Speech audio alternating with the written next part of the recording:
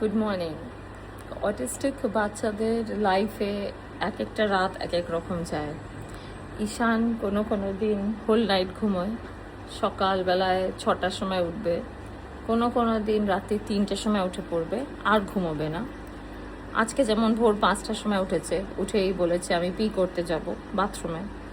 R thankfully no accidents in the bed, যেটা হয় once in a while, even that happens. আর উঠে আজকে সেই 5টা থেকে উঠে আছে, আর ঘুমোয়নি।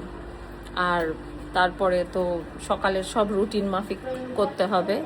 এবার আমাকে টুথব্রাশ করতে হবে, এবার আমাকে খেতে হবে, ব্রেড জ্যাম খেতে হবে। এই এখন বসে আছে।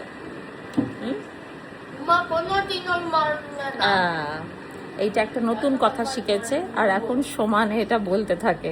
ওকে বকা মানে ও ভাবে যে আমার উপরে অত্যাচার করা হচ্ছে। কিছু যদি ওকে বলা হয় যে এটা করো না, এনিথিং রিফিউজাল, ওটা হচ্ছে ওর কাছে মারা হচ্ছে, বকা হচ্ছে, অত্যাচার করা হচ্ছে কাইন্ড অফ।